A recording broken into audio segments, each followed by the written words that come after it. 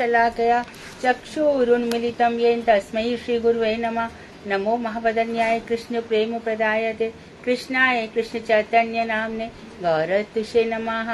हे कृष्ण करुणा सिंधु दीन बंधु जगतपते गोपेश गोपिका कांत राधा कांत नमोस्तुते। तप्त कांचन गौरांगी राधे वृंदावनेश्वरी वृषभानुसुते देवी प्रणमामि हरिप्रिये।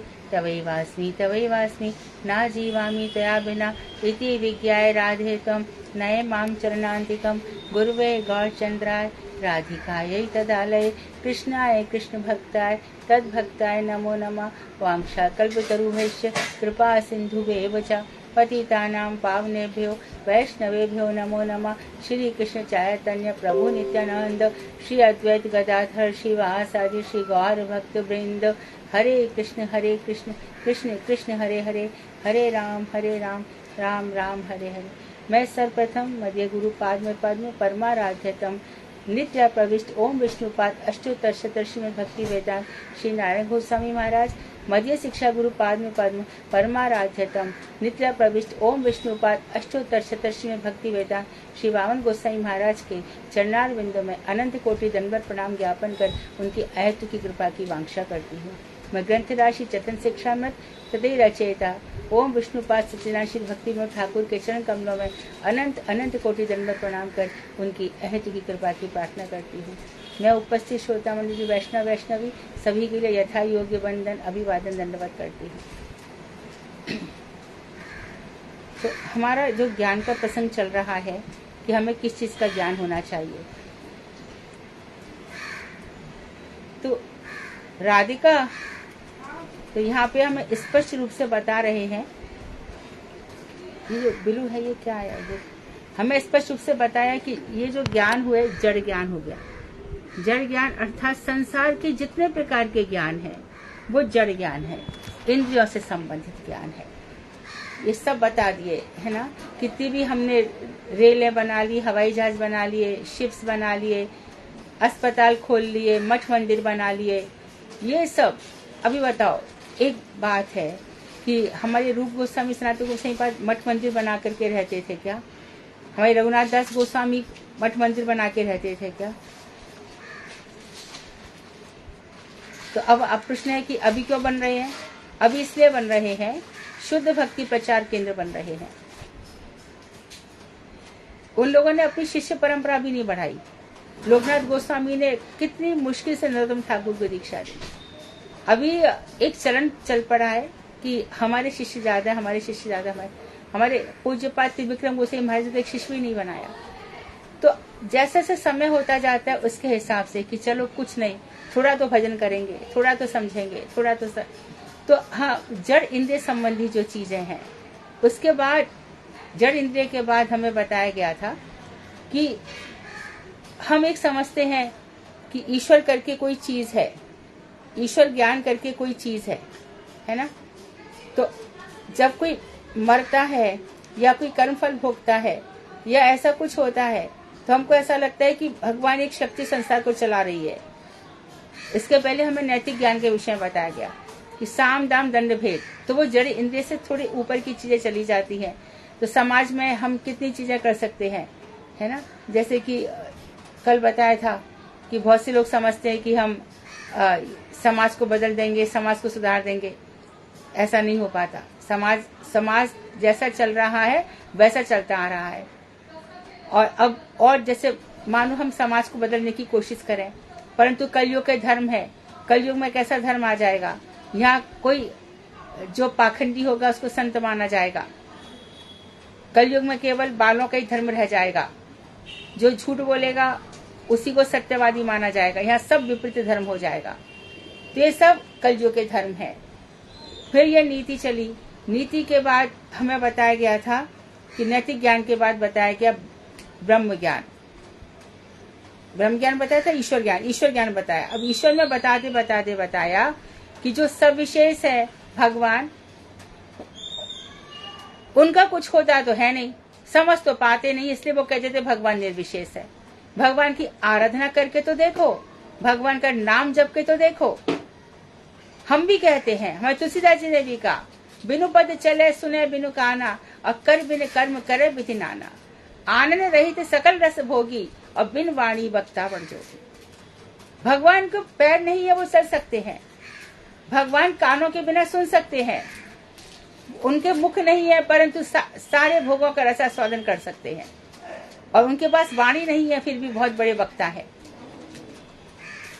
तो इस प्रकार से जो वर्णन आता है तो उसमें भगवान कैसे हैं, निराकार नहीं है, निर्विशेष नहीं है, निर्गुण नहीं है, लेकिन संसार की जो चीजें हैं, संसार के गुण संसार के वैशिष्ट से ऊपर है। बताओ संसार में किसका वैशिष्ट है कि जो 7 वर्ष का बालक गोवर्धन पर्वत को उठा ले? वत्सासुर, बकासुर, प्रलंबासुर, धेनुकासुर, कितने सारे राक्षसों को ऐसे ही मार दे, वो भी बिना अस्त्र शस्त्र के। कारागार में चतुर्भुज स्वरूप में प्रकट हो जाए, बाद में बालक बन जाए। तो इन चीजों को लोग समझ ही नहीं पाते, क्योंकि उनको वो समझ, वहां तक उनकी पहुंच ही नहीं है। भगवान कब समझ में आते हैं? किसी भी व्यक्ति को पूछ लो, किसी को भी, बोले भैया पहले मैं कुछ नहीं समझता था, अब मैंने जब भजन करा करते करते करते करते मुझे थोड़ा थोड़ा आभास होने लगा है। अब क्योंकि मैं ज्यादा भजन करता हूँ तो मुझे ज्यादा अनुभूतियां हो रही है। अब तो मुझे गुरुदेव जो बताते हैं कि सख्य रस क्या है, माधुर रस क्या है, गोपियों का क्या है, कैसे भगवान श्री कृष्ण गोपियों के आगे बोल देते हैं, ना पार्यम निर्बत संयोजाम, तुम्हारे प्रेम का मैं ऋण नहीं चुका सकता। तो जैसे जैसे भजन बढ़ता जाता है तब जाकर के भगवान की हमें अनुभूति होती है। भगवान की अनुभूति होना इतना आसान नहीं है। रावण सामने तो क्या समझ पाया राम को, कंस सामने तो कृष्ण को कहाँ समझ पाया, शिशुपाल दंतवक्त्र कहाँ कृष्ण को समझ पाए। और फिर ज्यादा हम थोड़ा सा और अपना ज्ञान बढ़ाते हैं तो जो भगवान की बाहर की ज्योति है, अंग प्रभा, जैसे कि कल भी हम बता रहे थे, जैसे सूरज की धूप है, चंद्रमा की चांदनी है, इसी प्रकार से भगवान की जो अंग प्रभा है, जो उनका लावण्य निकल रहा है, ज्योति है, वो ब्रह्म ज्ञान है। तो आज उसी हम लोग ये तो समझते हैं, जैसे कि बताया ना, बहुत सारे लोग हैं आर्ट ऑफ लिविंग वाले, ईश्वर है, कौन है पता ही नहीं है, ईश्वर के विषय में कॉन्सेप्ट क्लियर नहीं है। जब इतने सारे ग्रंथ लिख डाले व्यास जी ने तो वो खुद कंफ्यूज है। सरस्वती नदी के किनारे एकदम खिन्न मन से बैठे हैं। बहुत अच्छा हो कि वहां नारद जी आ गए, बोले इतना सब कुछ लिखा तो भी इतने खिन्न हो, बोले पता नहीं, मन में संतुष्टि नहीं है। तो मन संतुष्ट कब होता है? जब वेणु वादन करने वाले भगवान श्री कृष्ण हमारे सामने भी है।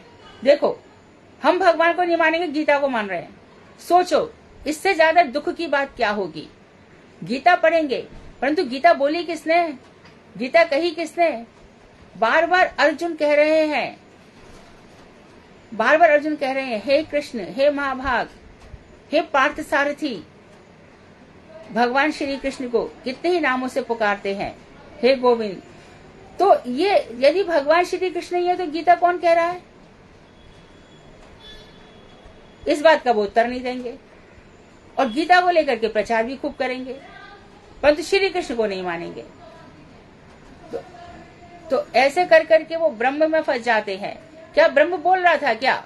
गीता ब्रह्म ने बोली थी क्या? गीता किसी परमात्मा ने बोली थी क्या? और राधिका, गीता किसी ब्रह्म ने बोली, गीता किसी परमात्मा ने बोली थी? उस लेडी को बोल जरा आवाज कम कर, बहुत आवाज करती है।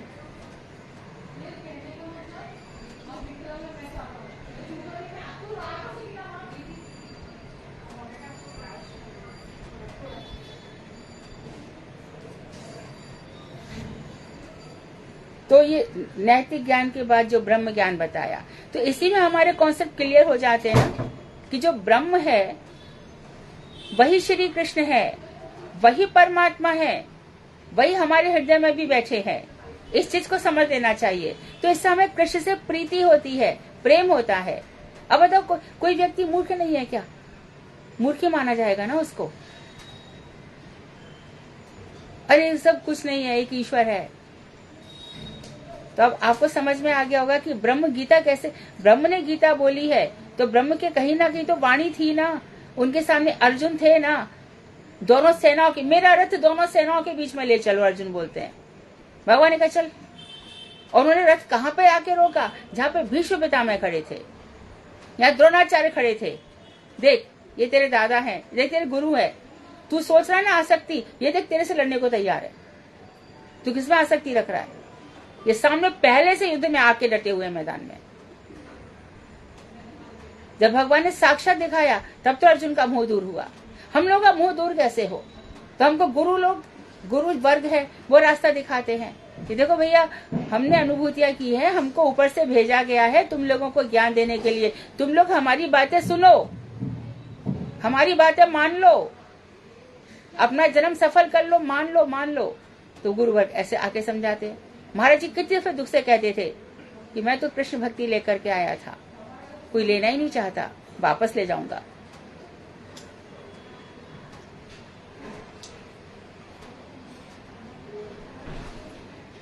तो आज हम पढ़ेंगे ब्रह्म ज्ञान के विषय में। ब्रह्म ज्ञान ही चौथा ज्ञान है। पहला ज्ञान हो गया इंद्रियार्थ ज्ञान, दूसरा हो गया नैतिक ज्ञान, तीसरा हो गया ईश्वर ज्ञान और चौथा है ब्रह्म ज्ञान। ब्रह्म ज्ञान के अनुसार जगत अविद्या कल्पित अर्थात मिथ्या है। तो जो ब्रह्म ज्ञानी है शंकराचार्य वो क्या कहेंगे? ब्रह्म सत्यम जगत मिथ्या।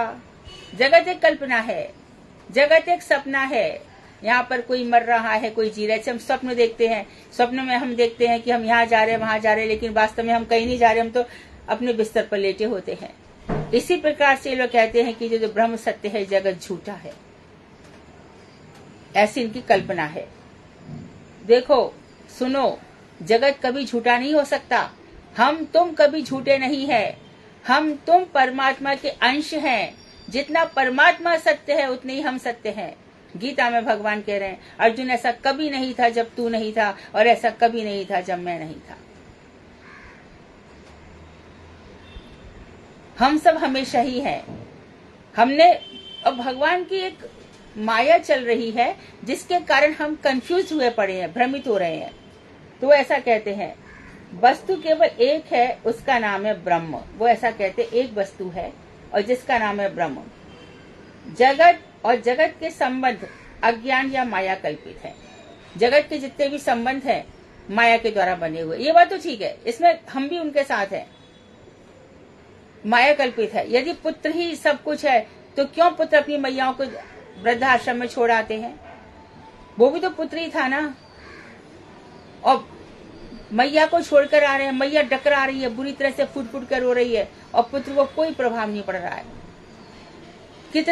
कितना स्वार्थी है वो। अपनी इंद्रियों की खुशी के लिए किसी स्त्री के बहकावे में आकर अपनी माँ के साथ दुर्व्यवहार करता है।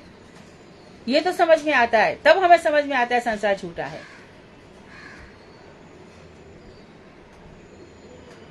एक लाइट बंद कर देना ये वाली। अविद्याश्रित ब्रह्म ही जीव कहलाता है। इनके अनुसार क्या कहते हैं ये लोग? ध्यान रहे, ये चीज सीख लो, हमेशा के लिए सीख लो। जिसने अविद्या का आश्रय ले लिया है, अविद्या आश्रित, यानी कि ब्रह्म ही जब अविद्या का आश्रय ले जाता है तब वो जीव कहलाता है। नहीं तो वो जीव वो ब्रह्म ही बना पा रहा। जीव ब्रह्म ही है, कोई दूसरा नहीं है। एक वो ये कहते हैं। दूसरे कहते हैं यानी अविद्या द्वारा आच्छादित या अविद्या से प्रतिबिंबित तो ब्रह्म ही जीव कहलाता है। अब इनका ये कहना है ब्रह्मवादियों का कि हर जीव ब्रह्म ही है। और हम भी देखते हैं कि जो शुद्ध तत्व में है तो हम सब ममई वांशो जीव लोके, मेरा ही अंश है जीव। तेरे ब्रह्म को जाने तो ब्रह्म के समान हो जाता है, हरि को जाने तो हरि को जानने वाला हरि के समान हो जाता है। जितना तत्व ज्ञान होगा उतना ही ब्रह्म के निकट हो जाएंगे। हम क्यों गुरु वैष्णवों को इतना मानते? क्योंकि वो ठीक से जानते हैं ना, अच्छे से। हम जो माला कर रहे हैं, हमें ये दे दो, वो दे दो, ये कर लो, वो कर लो। और वो लोग जो भजन करते हैं उनका क्या है? ठाकुर जी आपके चरण कैसे मिलेंगे, हे किशोरी जी। इस प्रकार से ऐसा कब होगा? जब मैं आपके दर्शन करूंगा। तो भगवान से प्रेम करने के लिए उनका भजन होता है, हमारा अपने तर्पण के लिए भजन होता है। इसके लिए मन नहीं लगता माला में, क्योंकि भगवान तो हर वस्तु जब ही देंगे ना जो हमारे मंगल के लिए होगी। ये हमारे थे जो एकदम सुदामा है ना, सुदामा को भगवान नहीं दे रहे, नहीं दे रहे, नहीं दे रहे, लेकिन उनको कोई शिकायत ही नहीं है भगवान से। कोई शिकायत नहीं है भगवान से कि तुमने मुझे क्यों नहीं दिया। पत्नी को भी कहते हैं, तू मुझे क्यों सारे टाइम यही कहती रहती है, द्वारका जाओ द्वारका जाओ। मेरे मन में बिल्कुल भी इच्छा नहीं है धन की। तो क्या उन पर भगवान की कृपा नहीं थी? तो भक्त तो वही होता है कि जो स्थिति भगवान ने कर रखी है उसी में खुश रहता है, इसलिए वो ज्यादा भगवान के समीप हो जाते हैं और वो सारे जगत के पूजनीय हो जाते हैं। गोप कुमार सब जगह वंदनीय हो गए थे। तो अविद्या द्वारा आच्छादित या अविद्या में प्रतिबिंबित ब्रह्म ही जीव कहलाता है इनके अनुसार। जब अविद्या दूर हो जाएगी तो जीव ही ब्रह्म बन जाता है, ये इनका कहना है ब्रह्म ज्ञान वालों का। उस समय उसको देखो, ना तो शोक रहता है, ना भय रहता है और ना मोह रहता है। उस ज्ञान अथवा मत को मायावाद या अद्वैतवाद भी कहते हैं। अंग्रेजी भाषा में इसे पैंथिज्म कहते हैं, पैंथिज्म कहते हैं अंग्रेजी भाषा में। अब इसको बता मायावाद क्या है। तुम लोग रात से मायावाद मायावाद मायावाद मायावाद और विवर्तवाद एक ही है। इसमें बता दिया कि अद्वैतवाद दो प्रकार का होता है, मायावाद और विवर्तवाद। मायावाद के अनुसार कुछ भी नहीं है, फिर भी माया द्वारा जगत की प्रतीति होती है। माया जो है ही नहीं, जैसे कि नशा, ना शम यया, जिससे कभी शांति होती नहीं है उसको नशा कहते हैं। फिर भी नशा कर रहा है ना, फिर भी रोज जाएगा और बस उसको लगता है कि मेरा सब दुख दर्द दूर हो गया, पर होता है क्या? नहीं होता। इसी प्रकार से माया है, जो है ही नहीं उसको हम फील करते हैं, ये माया है। इसमें हमेशा 2-3 कथाएं याद रखनी चाहिए। जैसे कि श्रीवास आंगन में श्रीवास का पुत्र जब मर गया तो महाप्रभु जिसको बुला रहे हैं, बोलते मैं नहीं आऊंगा, कौन आएगा? इसी प्रकार से चित्रकेतु बुला रहे हैं, बोले कौन पिता, कितने जन्मों में पिता हो गए, तुम कौन से जन्म के पिता हो, मैं पहचानता भी नहीं हूं। तो फिर भी माया द्वारा जगत की प्रतीति होती है। विवर्तवाद में किंचित परिमाण में कार्य स्वीकृत है।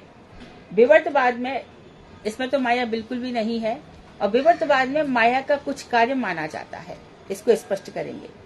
विवर्तवाद भी 2 प्रकार का होता है, विकार और विवर्त। तत्व को स्वीकार करके जो अन्यथा बुद्धि होती है उसे विकार कहते हैं। तत्व देख लिया, जैसे कि आगे बताएंगे, सांप देख लिया तो सांप को सांप ही समझो ना, रस्सी क्यों समझ बैठे हो? या रस्सी है तो रस्सी को समझो, उसको सांप क्यों समझ बैठे हो? तो जो है उसको एज इट इज ना लेकर के कुछ और समझ लेना, ये विकार है। हृदय हमारा शुद्ध है, एकदम शुद्ध अंतःकरण, लेकिन इसमें काम, क्रोध, मद, लोभ, मोह, ईर्ष्या ये भरे पड़े, ये विकार हैं। दूध शुद्ध है, दही उसका विकार है। हाँ, आगे खुद ही बोल रहे हैं, जैसे दही दूध का विकार है। यहाँ दूध को स्वीकार करके इसी से अन्य वस्तु रूप दधि विकार स्वरूप उत्पन्न हुआ है। दूध है तो दही बना है, अर्थात माया में तो कुछ भी नहीं है, लेकिन विवर्तवाद में कुछ है। दूध नहीं होता तो दही कहां से बनता? तत्व को अस्वीकार करके जो प्रतीति भासमान होती है उसे विवर्त कहते हैं।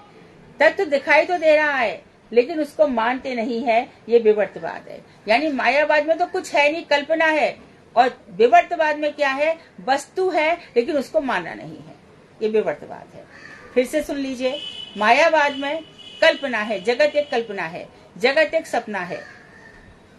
और मायावादी का मतलब क्या हो गया कि भगवान जब अविद्याग्रस्त हो जाते हैं, अविद्या से आच्छादित हो जाते हैं, अपना स्वरूप भूल जाते हैं, तब वो जीव की श्रेणी में आ जाते हैं। और जीव जैसे ही अविद्या से छूट जाता है तो वो, यानी अविद्या अर्थात माया, तो वो ब्रह्म ही हो जाता है।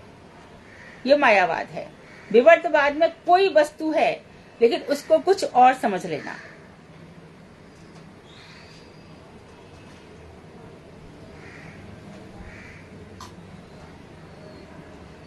रस्सी को सर्प समझ लेना, ये विवर्तवाद है।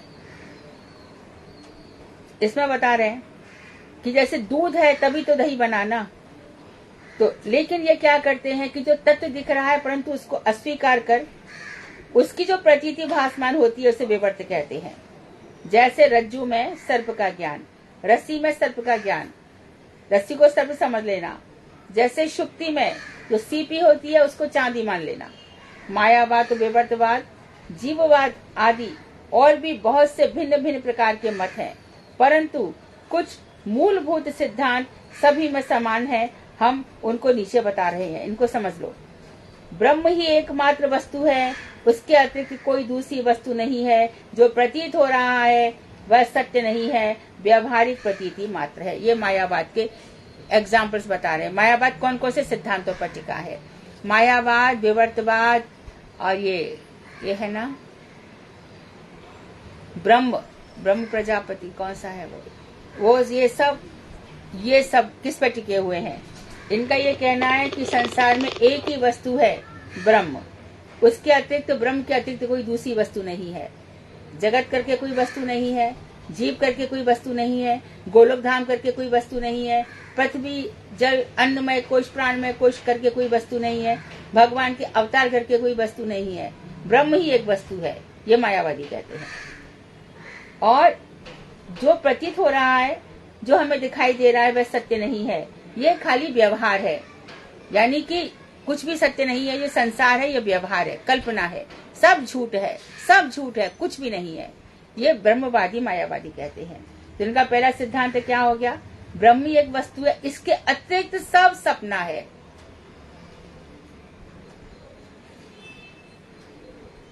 अब दूसरा क्या है?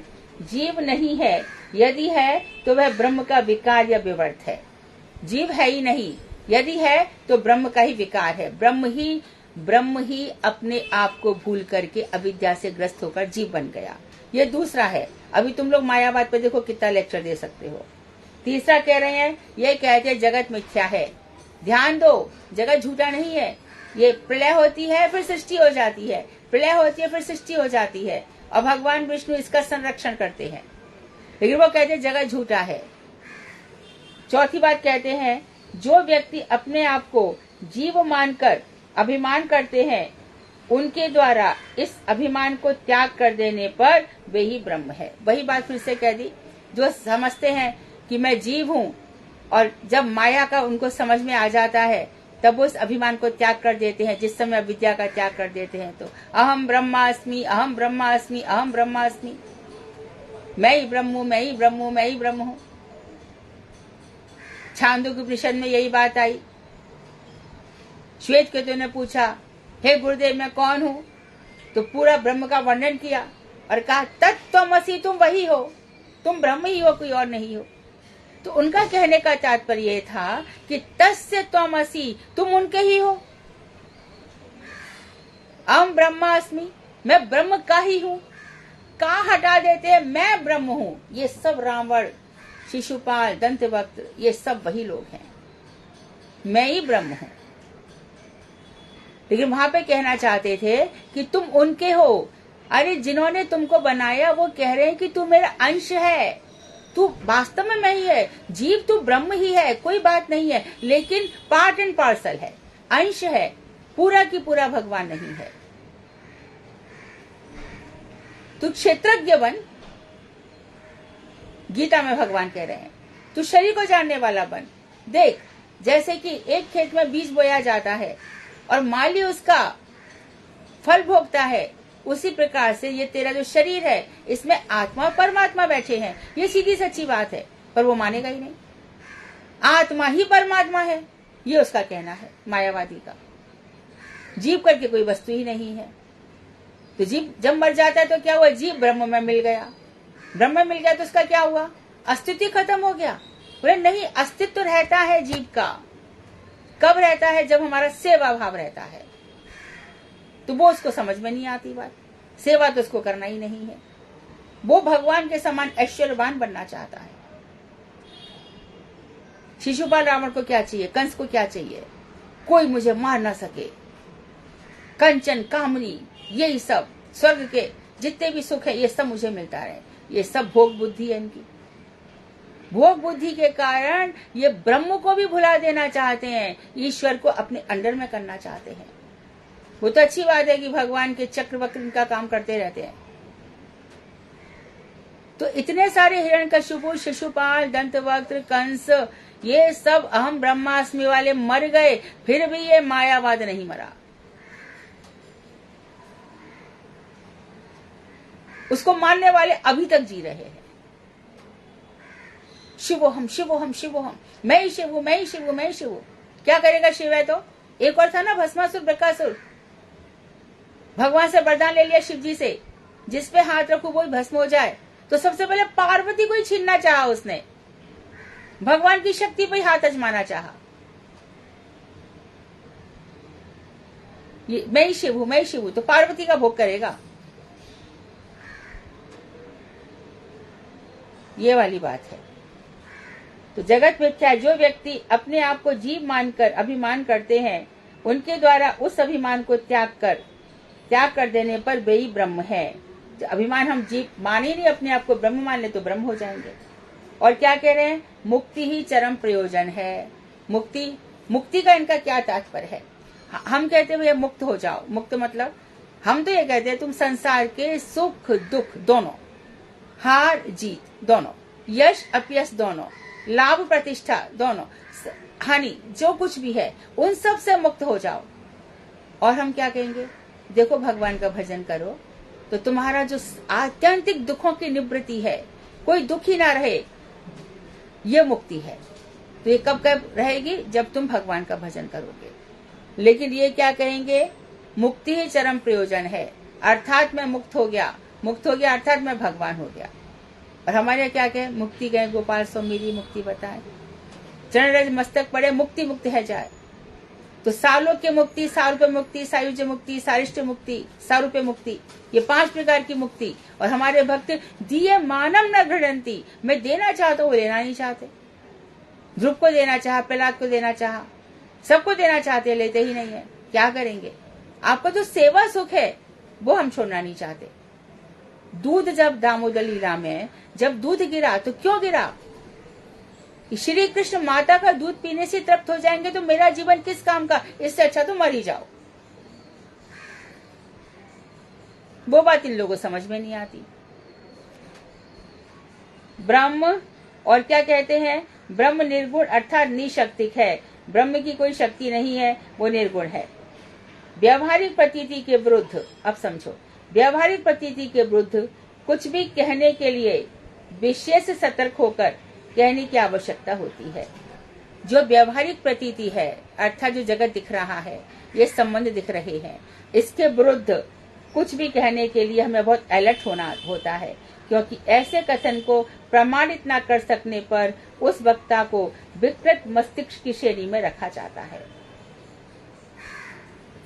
ये कह रहे हैं कि ऐसे जो वचन है, कथन है, उनको प्रमाणित कर, यदि प्रमाणित नहीं हो सके, वक्ता जो कह रहा है वो शास्त्रों में प्रमाणित नहीं होगा, तो उसको क्या माना जाएगा?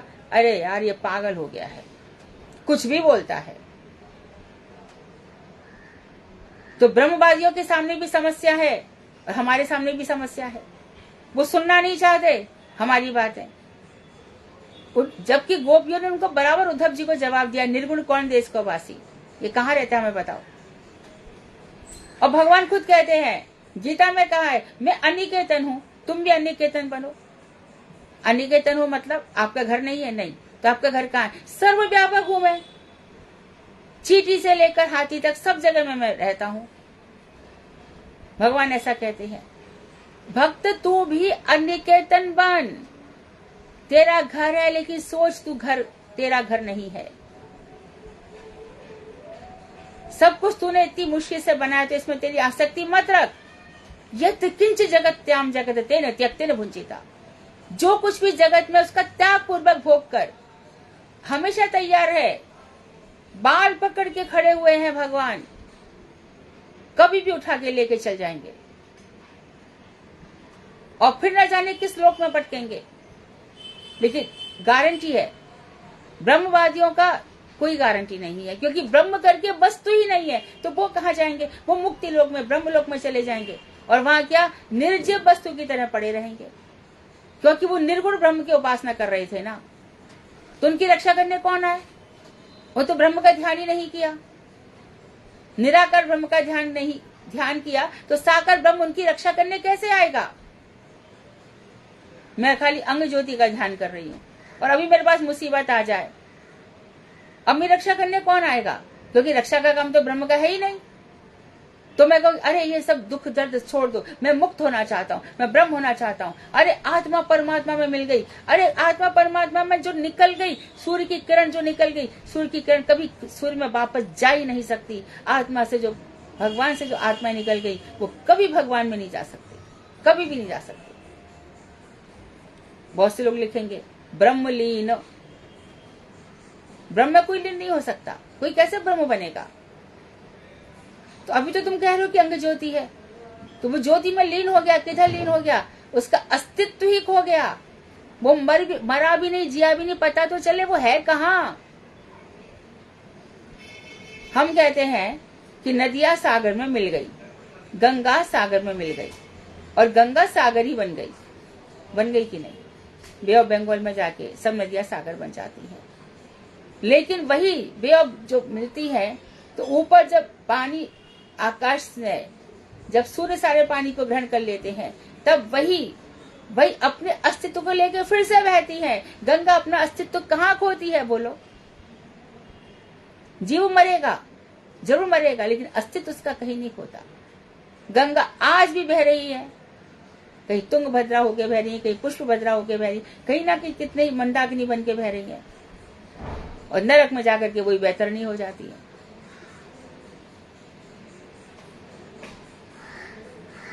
भोगवती, जिसको भोगवती कहते हैं, गंगा बैतरनी नहीं है, गंगा भोगवती है। बैतरनी तो अलग नदी है जिसमें खून पीप आवाज सब पड़ा रहता है। नरक में जाके गंगा भोगवती हो जाती है। अस्तित्व कहाँ खोया? वो कहेंगे देखो एक घड़े में आकाश है, खाली जगह है, घड़ा टूट गया तो महाकाश बन गया, महाकाश में मिल गया। वो मिलता नहीं है कोई कहीं भी, हर किसी का अस्तित्व हमेशा बना रहता है। ऐसा कभी नहीं था जब तुम नहीं थे, ऐसा कभी नहीं था जब मैं नहीं था।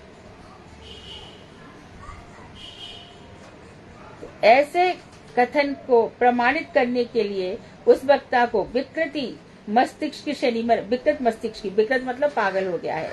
जगत सत्य है यह सहजी विश्वास होता है, इसके लिए किसी साधारणतः युक्ति या प्रमाण की आवश्यकता नहीं होती।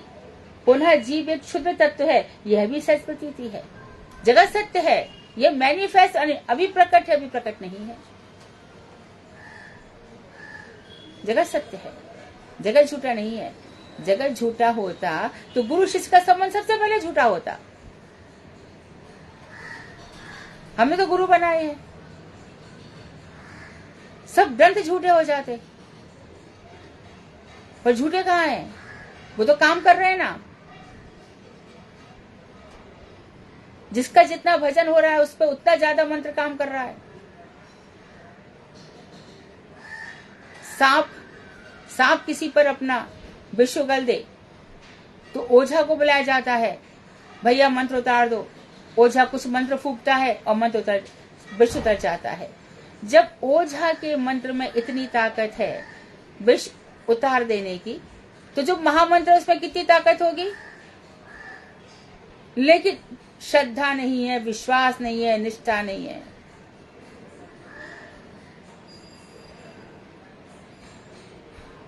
तो यह क्षुद्र जीव, क्षुद्र छोटा तत्व है, यह भी हमें मालूम पड़ जाता है। तथा ब्रह्म सबके सृष्टिकर्ता, नियामक और पालक हैं, यह भी युक्ति द्वारा सहजी विश्वास हो जाता है कि भगवान ही सबके नियामक है, पालक है, सबको कंट्रोल कर रहे हैं। परंतु इसके विपरीत मैं नहीं हूँ, जो देखता हूँ वह वैसा नहीं है। अंदर में एक सत्य है, उसी के आधार पर इस दृश्यमान जगत की झूठ मूठ प्रतीति हो रही है। ऐसा कहने वाला कौन है? कौन कहता है ऐसी बातें? जो हमने कहा वो सब तो ठीक है, लेकिन उल्टा क्या हो रहा है कि मैं नहीं हूं, मैं हूं ही नहीं, मैं ब्रह्म का अंश हूं ही नहीं। जो दिख रहा है वो सब झूठा है, सब कल्पना है। अंदर में मेरे हृदय में एक सत्य है, उसी के आधार पर ये जो जगत दिखाई दे रहा है मुझे इसकी प्रतीति हो रही है। ऐसा कहने वाला कौन है? यदि भ्रांत तत्व स्वरूप जीव अज्ञान आश्रित ब्रह्म ही ऐसा कहता है तो भ्रांत जीव की कही हुई सभी बातें झूठी या मिथ्या हो सकती हैं। उस पर विश्वास करना सर्वथा अनुचित है।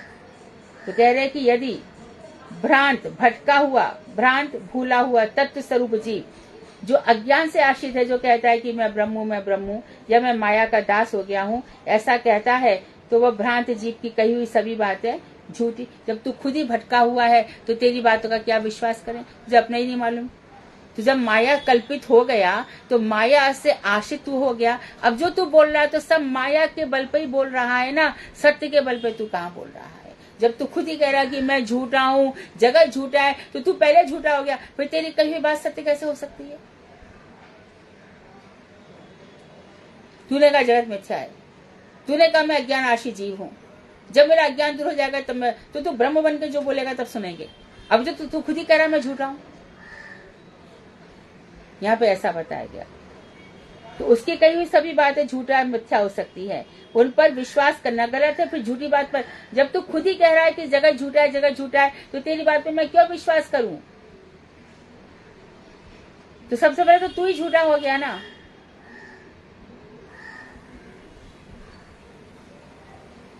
भ्रांति मादक द्रव्यों का सेवन कर नशे में चूर व्यक्ति सब समय ऐसी ही बेसिर पैर की बातें किया करते हैं। जैसे कि कोई मद ये क्या बोलते हैं इसको, शराब पी करके जो व्यक्ति ऊट पटांग बोलता है, ऐसे ही इन्होंने कहा है कि ये जो ब्रह्मवादी है वो ऐसी ही बातें किया करते हैं।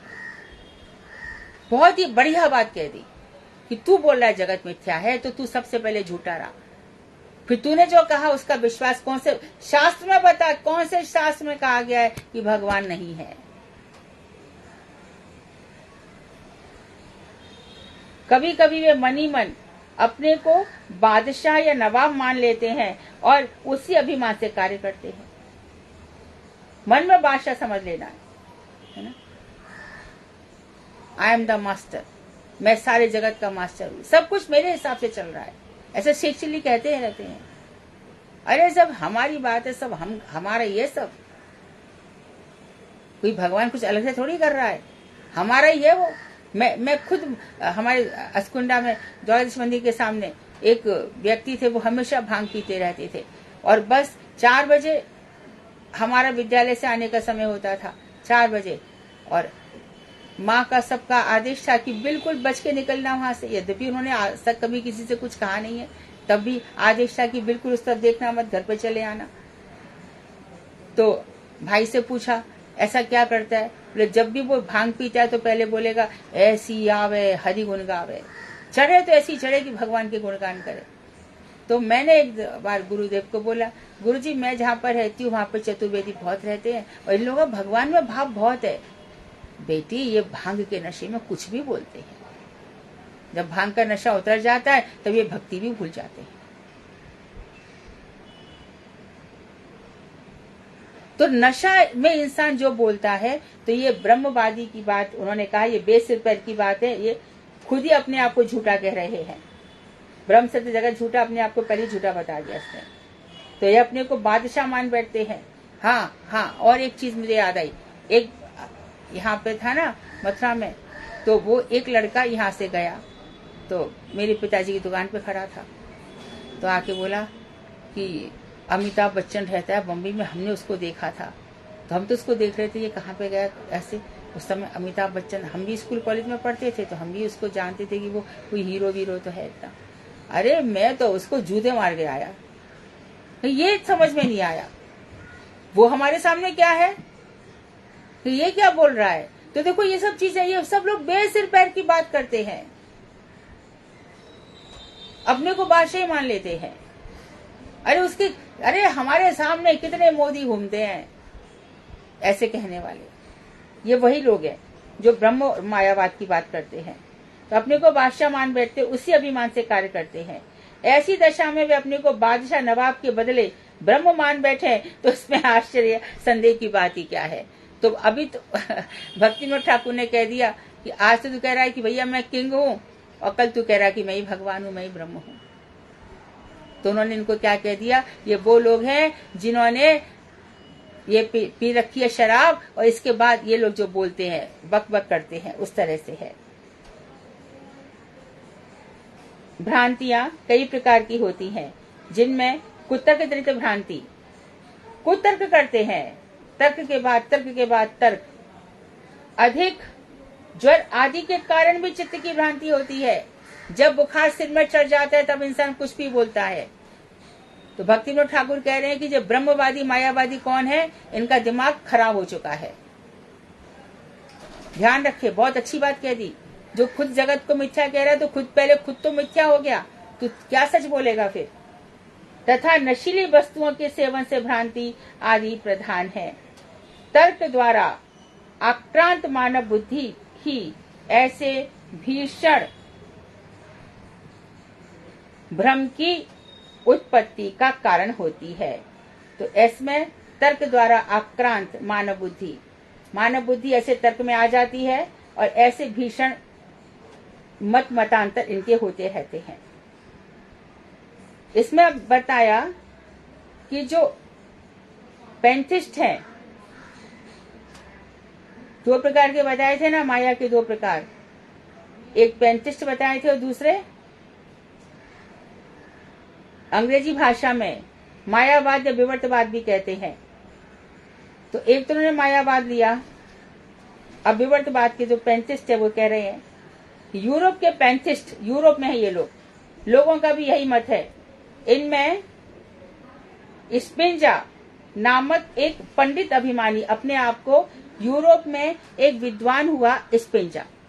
देखो, हमारे में से बहुत से श्रोता ऐसे होंगे जिन्होंने बहुत कुछ पढ़ा होगा, हमने भी पढ़ा है ना। अभी देखो, मैंने बीए में इंग्लिश लिटरेचर लिया था, तो उसमें विलियम शेक्सपियर और विलियम वुड्सवर्थ और कितने सारे लेखकों की, कवियों की किताबें रहा करती थी। तो उसमें हमको पढ़ाया करते थे, हमारे जो लिटरेचर में था कि अरस्तु करके, अरिस्टोटल करके एक विद्वान था, एक सोक्रेटिस करके विद्वान था। तो ये लोग एक दूसरे का वर्चस्व सह भी नहीं पाते थे, और जब इनकी एक दूसरे से हार हो गई तो उसको मरवा डालने का भी काम करते थे। तर्क के आधार पर है ना। हमारे यहाँ पे नहीं करवाते ऐसा, हमारे यहाँ जो कुछ चलता है शास्त्र के आधार पर चलता है। हम कहते हैं कि काशी में हमारे भगवान विश्वनाथ हैं। जब तुलसीदास जी ने रामचरितमानस लिखा और उनको सम्मान नहीं दिया गया, तो क्या हुआ कि भैया मंदिर में किताब रख दो, शंकर जी प्रमाण करेंगे कि कौन सा ग्रंथ सर्वश्रेष्ठ है। तो रामचरितमानस जिसको सबसे नीचे रखा गया, वो सबसे ऊपर आ गई, और सिद्ध हो गया कि मानस के बराबर कोई ग्रंथ नहीं है। शंकर जी की मोहर लग गई है। और शंकर जी से कहा गया भगवान ने कि ये जो वेद विरोधी लोग हैं, वेदों पे विश्वास ही नहीं करते, तुम जाकर के और वेदों के नाम पर इतना ज्यादा पशु हत्या करते हैं, इनको जाओ एक नया मत चला दो, जो लोग उसी में भटके रहेंगे। तो जिनके अंदर कैपेसिटी, पोटेंसी नहीं थी भगवान की भक्ति करने की, वो इसमें आ गए सब। और ये सब ब्रह्मवादी यूरोप में जाके फंस गए, वहां जाकर फंस गए। ये इतने ज्यादा शरीरवादी होते हैं, आत्मा में तो उनका दिमाग चलता भी नहीं है। इसलिए हमारे स्वामी महाराज ने इनकी अच्छी खासी खबर ली, सीधा ही उनको डांटते थे वो। तो आप देखो उनके अधिकांश लेक्चर्स में वो डांट रहे हैं उनको, तू क्या समझेगा।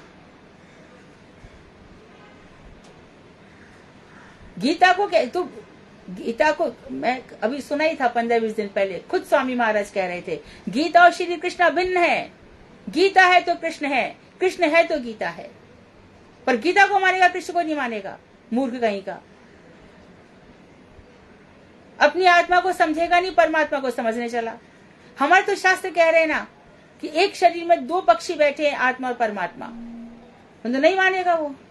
ये शरीर, ये मेरा माता है, ये पिता है, ये मेरी बहन है, ये जेठ है, जेठा। अरे ये सब झूठ है। कल मर गया तो कौन जेठ था, अगले जन्म में क्या बन के आएगा क्या पता।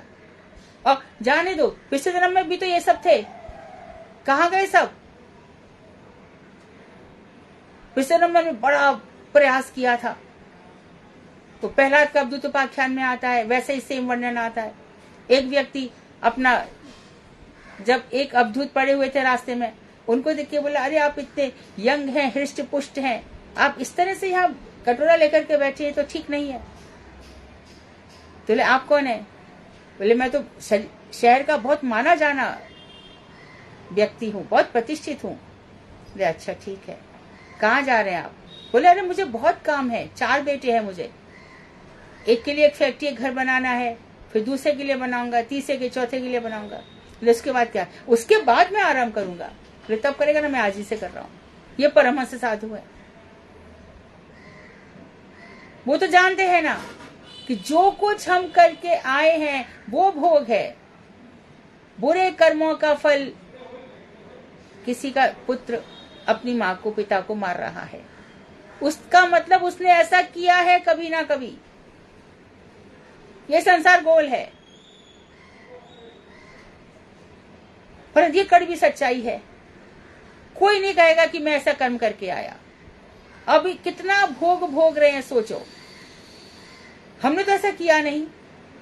विष्णु पितामह से यही बात, मैंने ऐसा क्या किया था, तुमने अपने बांस से टिड्डी को उठा लिया। हम तो बात बात में झूठ बोलते आए हैं, बात बात में दूसरों को ठगते आए हैं, बात बात में अपना काम निकालते आए हैं।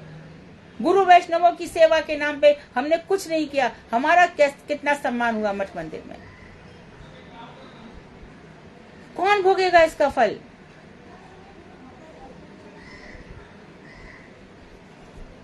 तो यहाँ पर यूरोप में ऐसी है, वहां पर बहुत। तो एक पंडित अभिमानी व्यक्ति है, उसने इस मत का चरम सीमा तक पहुंचा दिया था। और एक चीज है, आप एक नई चीज निकालो, देखो लाखों लोग आपके पीछे पड़ जाएंगे। एक नया सिद्धांत लेकर आओ, ऐसा ला दो जिसमें मनुष्य को कुछ मिल जाए, प्रेस्टीज मिल जाए, सम्मान मिल जाए। अमेरिका आदि पाश्चात्य देशों में जिस थियोसॉफिस्ट मत का प्रचार हो रहा है वह भी अद्वैतवादी है। अद्वैतवाद अर्थात अद्वैत, द्वैत नहीं है ना, मतलब मैं और ब्रह्म एक हैं, दो नहीं है, ये अद्वैतवाद है। लेकिन शुद्ध अद्वैतवाद क्या है? वो हमारा है, हमारे वल्लभाचार्य जी का है। शुद्ध अद्वैतवाद अर्थात शुद्ध अद्वैत क्या है? मैं हूं, उसका हूं, उसमें मुझ में डिफरेंस नहीं है, पर मैं अंश हूं। इनका अद्वैतवाद कैसा है कि मैं वही हूं। विशिष्ट अद्वैतवाद जो रामानुजाचार्य का है, वो कहते हैं विशिष्ट अद्वैत, 2 विशेषण है हमारे भगवान के। जीव भी उनसे जुड़ा है, जगत भी उनसे जुड़ा है। भगवान है तो जीव है, भगवान है तो जगत है। भगवान के बिना ये दोनों नहीं है। पर ये क्या कहेंगे? मैं ही ब्रह्म हूं, जीव और जगत दोनों झूठे हैं।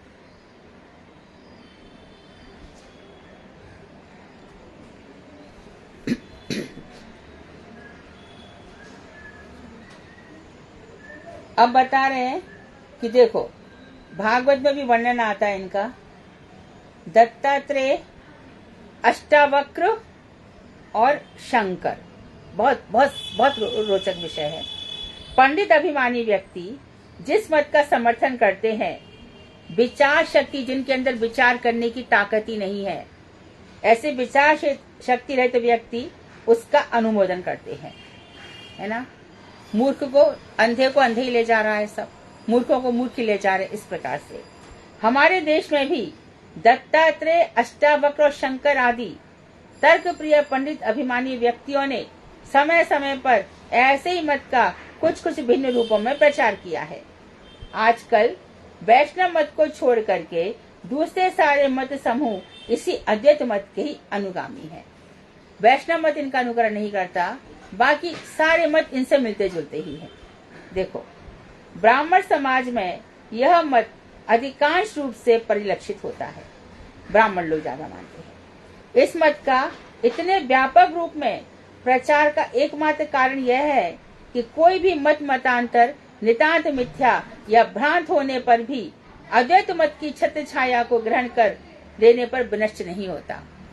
तो वो बोलते हैं कि ये सब जो निकाले गए मत मतांतर ये सब नष्ट नहीं होते क्योंकि अद्वैत मत में चले जाते हैं। अहम ब्रह्मास्मि शिवोहम शिवोहम, और ये क्या है, ये है ना, मैं भूल जाती हूँ, प्रजापति क्या है इसका, ब्रह्म कुमारी, हाँ हाँ Brahma Kumari, art of living, art of living आ जाएगा। और ये एक और आया था ना, ओशो, ओशो, ओशो आ जाएगा। और ऐसी जो है ये सब आड़ ले लेते हैं। अभी कौन मुझे बता रहा था कि ओशो क्या दीक्षा दी जाती है, मैं उससे जानना चाहती हूँ पूरा, मुझे नहीं पता है, लेकिन वहां पे वो दीक्षा तो रो रहे हैं, हा कर रहे हैं, डकरा रहे कि क्या, ऐसी क्या दीक्षा होती है। और कितने देशी विदेशी ऐसे ही हो रहे हैं।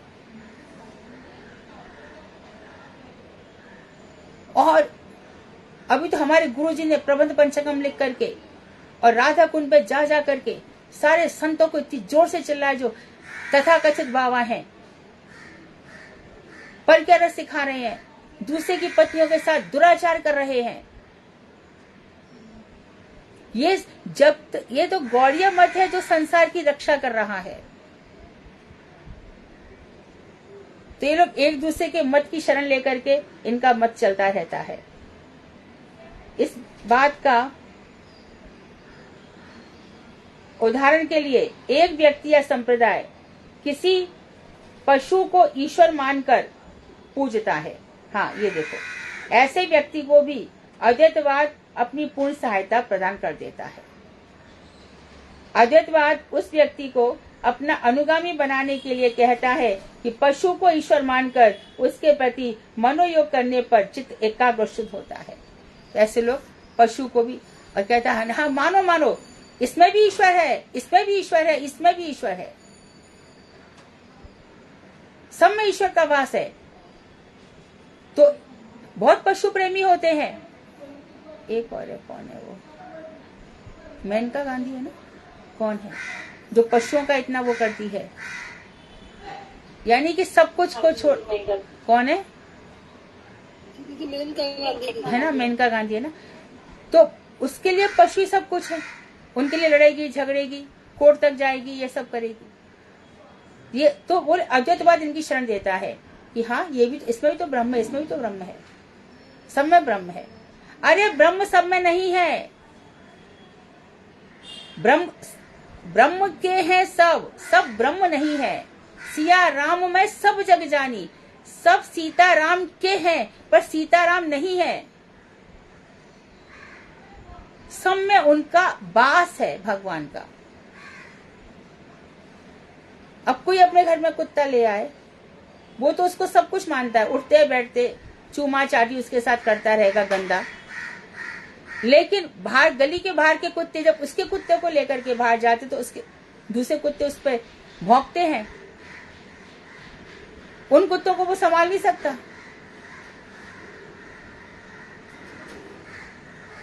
और कभी कभी तो यही कुत्ते घर में काट जाते। हमारे वो राज ठाकरे के घर में ऐसा ही हुआ था। यहाँ पे काट लिया था, 35 टाके आए थे। तो पशु की पूजा करने लग जाते हैं। तो ये सब विदेशों में ज्यादा प्रचलन हो जाता है। और हम जो विदेशी सभ्यता का ब्लैंड फॉलो करते हैं, फटी जीन्स पहनना और ये सब करना, कुछ समझते ही नहीं है। हम भी इसी सभ्यता के, देखो गो पालन, गायों का पालन वैश्यवृत्ति है, और मुर्गी पालन बिजनेस है। एक मुर्गी से 100 मुर्गी बना करके तू बेचेगा, ये घृणित है। गायों की रक्षा करना हमारा कर्तव्य है। और वही तुम गायों को, जो बॉर्डर पर जाकर के गायों को इस तरह से करते हैं। जब हमारे इस्कॉन के राधानाथ महाराज आए तो उन्होंने अपनी आत्मकथा में लिखा है कि मैं शिकागो में था तो मैं गायों को इतना काटा जाता था, मैं घबरा गया, मैं भारत भागा, कि जहां पे गायों की रक्षा होती है। तो बहुत से ऐसे लोग भी हैं। इसमें भी एक बात है, हमारे मठ मंदिरों में भी गौशालाएं होती हैं, परंतु ऐसा थोड़ी है कि गाय ही सब कुछ है। हमारे यहाँ तो भगवान श्री कृष्ण गायों के रक्षक थे, इसलिए गाय हमारे लिए पूजनीय है, परंतु गाय ही सब कुछ ऐसा थोड़ी होता है।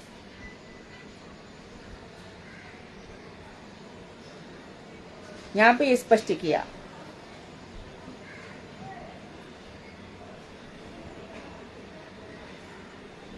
तो वो कहते कि इसको मान लो, तो हमारे ऐसे ही माना गया, और हमारे जड़ भरत जी हिरण योनि में आ गए। भरत जी हिरण योनि में आ गए। इसके बाद साधक अपने एकाग्र और शुद्ध चित्त को उस विषय से उठाकर अद्वैतवाद में लगा सकता है। अर्थात पहले पशु और बाद में पशु इसका मरमर आ गया, तू ही ब्रह्म है, तू ही तत्वमसि इसमें आ जाएगा। तो इस विधि से भ्रांति विचारों के व्यक्ति अद्वैतवाद में शरण लेकर तथा अद्वैत तत्व को ही अपना चरम उद्धारक मानकर पूजते हैं। ऐसे सभी व्यक्ति सब अद्वैत है, सब एक है, सब कुछ एक है, यही व्यक्ति कहेंगे। शिव भी वही है, शंकर भी वही है, अरे वह सब वही है, कुछ भी इनके लिए कुछ भी अंतर नहीं है। तो सबको एक मान लेंगे। ये लोग मूल तत्व के गुण दोषों पर विचार नहीं करते। मूल तत्व के क्या गुण है क्या दोष है इसका ध्यान नहीं जाता। केवल जो विशुद्ध भक्त हैं वही तत्व का अत्यंत सूक्ष्म रूप से विवेचन करके अद्वैतवाद को तिलांजलि देकर भक्ति रूप सहज धर्म का अनुशीलन करते हैं। तो उन्होंने कहा कि कौन से व्यक्ति जो विशुद्ध भक्त हैं, विशुद्ध, अरे भक्ति तो भगवान की करनी है, तो भगवान ने जो ददामी बुद्धि योगम ते तम, मैं उसको बुद्धि योग देता हूँ। क्यों? माम उपायंती थे, वो मुझको प्राप्त कर लेता है, ऐसा बुद्धि योग देता हूँ। तो भगवान ये सब बातें कहाँ कही है? जिनको हम पाना चाहते हैं उनकी बात छोड़ करके हमने किसकी बात मान ली पता नहीं। तो देश में विदेश में ये सब फैले हुए हैं। तो कल हम अद्वैतवाद पर और विस्तार से विचार करेंगे। और आप सभी लोग, जो आपके बच्चे लोग प्रश्न पूछा करते हैं, ये प्रश्न पूछेंगे बच्चे, आपके children, grand children, great grand children, उन सबको समझाना पड़ेगा। ये मतांतर शास्त्र विरुद्ध है। घर घर में गीता का पाठ हो, पहले बच्चों को समझाया जाए कि तू ये शरीर नहीं है, तेरी आत्मा इस शरीर में है। और किसी घर में सुसाइड नहीं होगा यदि बच्चों को ये समझा दिया जाए ये आत्मा कभी मरती ना, हन्यति हन्यमाने शरीर है, इस हन्यमान शरीर में आत्मा कभी नहीं मरती। तू है ना, तू कौन है? तू भगवान का दास है। तो मैं परेशान होता हूँ, मेरी नौकरी नहीं लगती, मैं एक लड़की को पसंद करता हूँ, लड़की वो मुझे नहीं चाहती। अरे छोड़ना, वो तेरे लायक ही नहीं थी, तेरे लायक ही नहीं था, तू क्यों नहीं सोचता ऐसा? तेरे लिए बहुत मंगल चीजें आगे रखी हैं, उससे भी मंगल है। कल धोखा देती तो आज ही धोखा देगी तो अच्छा हो गया ना। अच्छी अच्छी बात है, ऐसे बच्चों को समझाओ, अद्वैत बात को लेकर के समझाओ। यदि आपके बच्चे कहते हैं कि घर में पशु लाओ तो जड़ भर की कथा सुनाओ। तो क्या किया था उसने, वो पशु बना, तो उस अपराधी से प्रेम करना क्यों चाहता है? उसको ये योनि मिली तो उसको क्यों घर में लाना चाहता है? क्या सीखेगा तू उससे? क्या धर्म की शिक्षा देगा ये पशु तुझे? क्या सिखाएगा? क्या कर लेगा रखकर? तो इस तरह से अपने आसपास के वातावरण को, अपने घर के वातावरण को, ये सब बच्चों की गलती नहीं है, युग का प्रभाव है, लेकिन ज्ञान हमारे अंदर होना चाहिए। तो जो ज्ञान चैप्टर है इसीलिए रखा गया है। भक्तिविनोद ठाकुर ने बड़ी कृपा करी है। संसार भर में जितने मतांतर फैले हैं, हमारे बच्चे भी देश विदेश जा सकते हैं, वहाँ की बातों के प्रभाव में ना आ जाए, इसके लिए आप लोग इस चैप्टर को पढ़ें, सुने। आगे भी बहुत कुछ इसमें बताया जाएगा। वांछा कल्पतरुभ्यश्च कृपा सिन्धुभ्येव च पतितानां पावनेभ्यो वैष्णवेभ्यो नमः।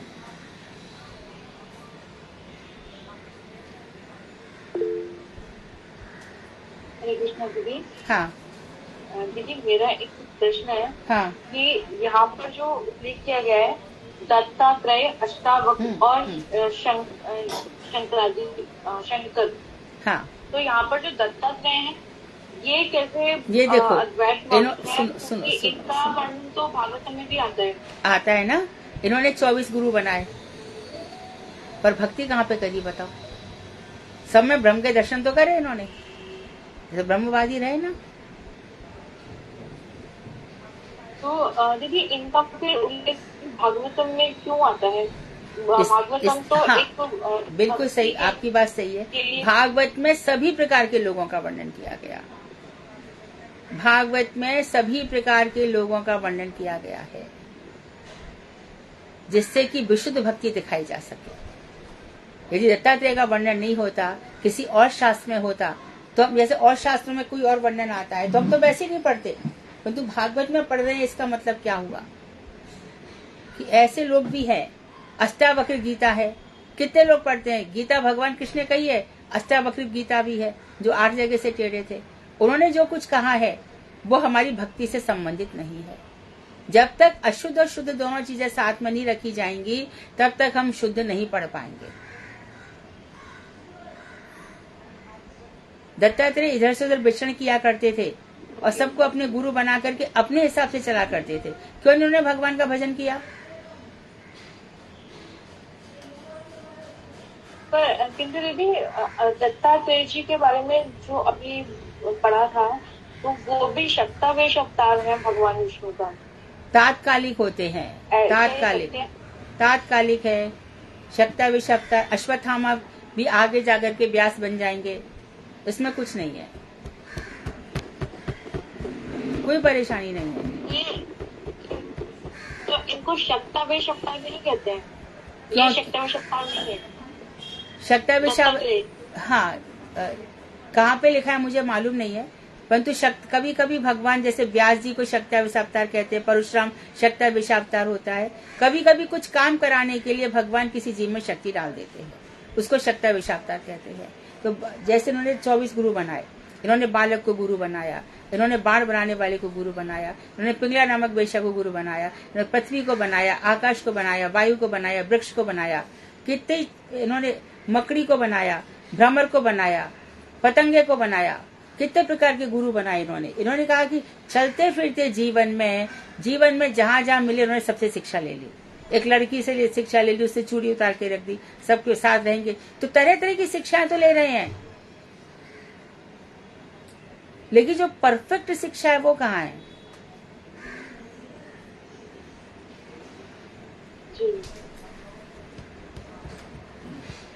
इसके लिए ऐसे भी समझ सकते हैं ना, जैसे कपिल देव जी थे, उन्होंने सबके योग दिया, लेकिन उस सबके योग से भी हमें कहीं शुद्ध भक्ति का नहीं। सांख्य योग में तो कपिल मुनि ने नहीं, सांख्य योग वो वाला सांख्य योग नहीं है जो ये वाले कपिल जो सांख्य शास्त्र है, ये वाले नहीं है। वहां पे जो कपिल देव हैं, ऋषभ देव के जो पुत्र बनकर आए हैं, ये कर्दम ऋषि के पुत्र बनकर आए कपिल, उनका मत सही है उसमें। तो कपिल मुनि जो है भगवान के पूर्ण अवतार तो नहीं है, अंशावतार हैं, लेकिन माता को उन्होंने जो शिक्षाएं दी है कि किस तरह से जीव का कल्याण होगा, तो 24 तत्व लेकर के 28 तत्व लेकर के समझाया उन्होंने कि कैसे जीव जब पिता गर्भाधान करता है तो कैसे अंश आता है, कैसे वो बड़ा होता है, 10 दिन में बेर की गुठली के समान हो जाता है, फिर 1 महीने में 30 अंग में उसको पहचान पड़ जाती है। पहले बता दिया गया, आज भी 3 महीने के बाद देखते ना कि ये बेटा है कि बेटी है, तो उसके अंग प्रदर्शन होने लगते हैं। 7वें महीने आकर उसको आभास होता है ये कि मैं पीप में मवाद में इस समय पड़ा हुआ हूँ, तब वो भगवान को याद करता है। ये साफ लिखा हुआ है। 9वें महीने तक आते आते 2 महीने वो भटकता है, लेकिन प्रसव पीड़ा में वो अपने सब कुछ भूल जाता है और संसार की माया के फेर में। तो ये सब बातें बतानी थी कपिल देव को, ज्ञान तो दिया ही है ना मैया को।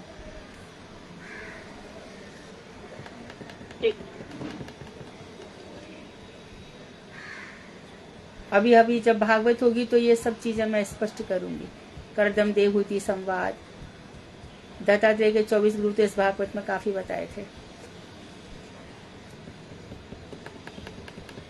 छोटे छोटे अंश से उन्होंने दिया ना, जैसे पिंगला बेशक आशा ही परमम दुखम नैराश्यमी परमम सुखम, आशा ही परम दुख है नैरा, ये सीख ठीक है, ये एक प्रकार से ठीक है, लेकिन भजन का इससे कोई लेना देना नहीं है।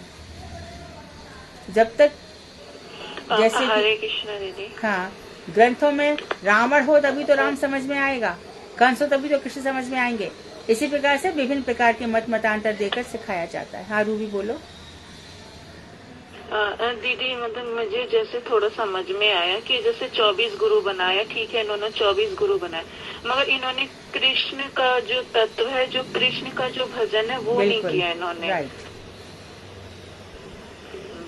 सब कुछ किया इन्होंने, मगर जो मेन है कृष्ण भजन, बिल्कुल। कृष्ण को जानना, कृष्ण की सेवा, ये नहीं किया, इसीलिए इनका ऐसे।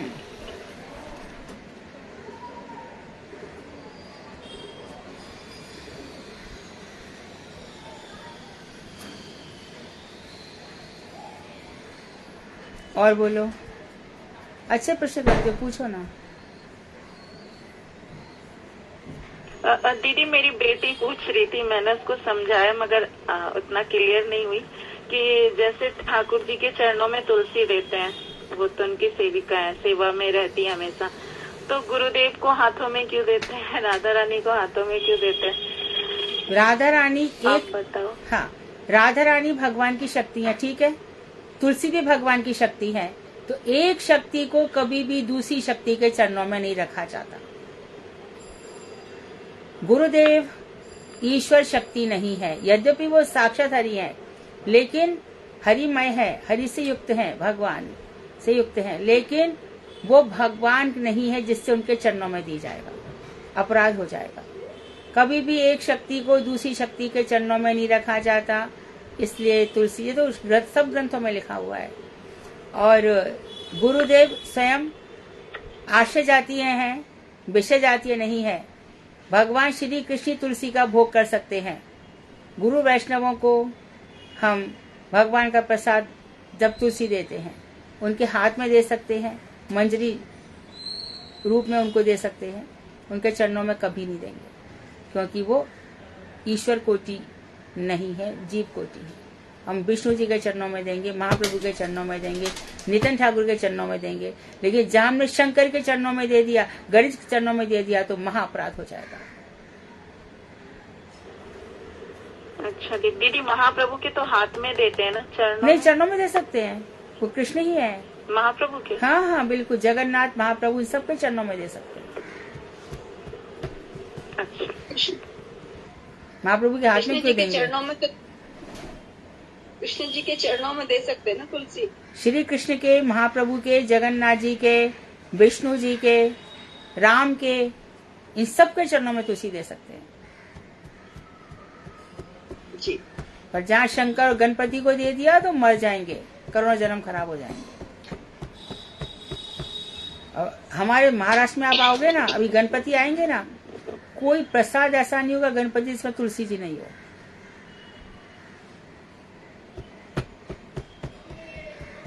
मुंबा देवी मंदिर में चले जाओ, तुलसी पहले वहां का पुजारी डालता है तुलसी।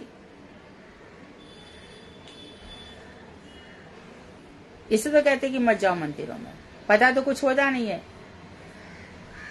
और वहां पे जो पुजारी वो भी कुछ जानता नहीं है, और हमारा भी अपराध हो जाता है उसके साथ।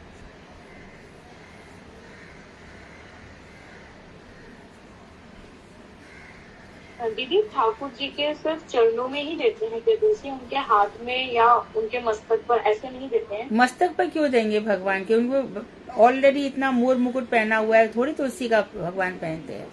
तुलसी जी की माला उनके गले में दे सकते हैं, भगवान के गले में, भगवान के गले में भी दे सकते हैं, चरण में भी दे सकते हैं, मस्तक पर क्यों चढ़ाएंगे? राधा जी के हाथों में दे सकते हैं, गुरुदेव के हाथों में दे सकते हैं। गुरुदेव, राधा जी, ये सब आश्रय जातीय हैं।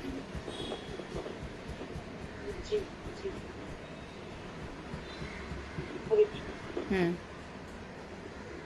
तो दीदी जो लोग कृष्ण की, गणेश जी की पूजा करते हैं या हनुमान जी की पूजा करते हैं, शिव जी करते हैं, वो लोग उनको भोग लगाते हैं, तो उसमें तुलसी अर्पण नहीं करते? कैसे करेंगे? तुलसी जी को उनके चरणों में रखेंगे, वो तुलसी का भोग करेंगे, छुएंगे तक नहीं। हाँ, आगे भी रखोगे तो भी नहीं करेंगे। यदि ऐसा करते हो, भगवान श्री कृष्ण का भोग लगाया, उसमें तुलसी जी दे दी, फिर आकर के शंकर जी आप भी प्रसाद पाओ, तो शंकर लाख लाख आशीर्वाद देंगे। तो डायरेक्ट शंकर को तुलसी चढ़ा दी तो बहुत अपराध हो जाएगा। मतलब प्रसाद में भी नहीं देंगे? जो लोग नहीं प्रसाद नहीं चढ़ाते नहीं हैं, नहीं नहीं नहीं नहीं नहीं, दुर्गा, शंकर, तुलसी, कभी भी तुलसी जी नहीं रखेंगे उसमें। तुलसी महारानी है, कृष्ण की पटरानी है, वो उसकी तरफ प्रणाम कर देंगे। प्रणाम भी क्या, वो क्रोध हो जाएंगे कि मैं कृष्ण, मैं खुद तुलसी जी का भक्त हूँ, अपराधी हो जाएगा, वहां कभी नहीं रखेंगे।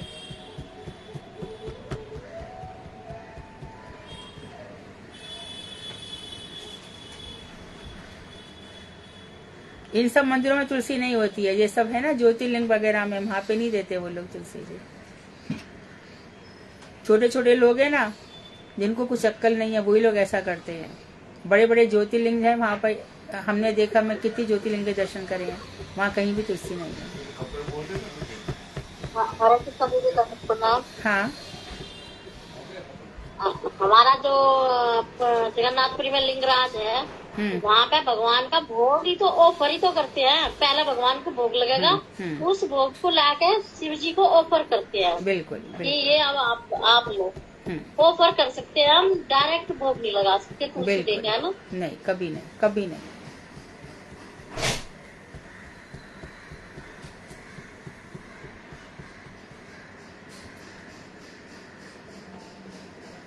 और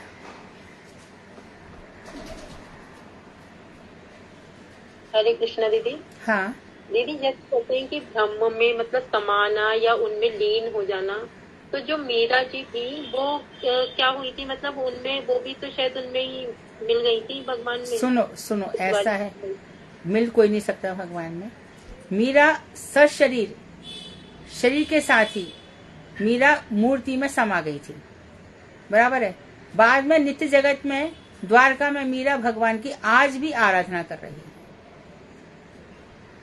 द्वारकाधीश भगवान की मीरा आज भी आराधना कर रही है, परंतु वो उनका शरीर इतना चिन्मय हो गया था भजन करते करते कि इस जगत के लोग उनको जलाते, समाधि देते, इस लायक भगवान ने उनको छोड़ा नहीं।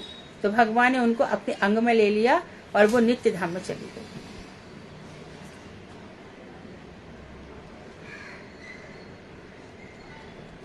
ठीक है दीदी। उनको भगवान ने छुपा लिया अपने शरीर में, ऐसा समझ लेना चाहिए।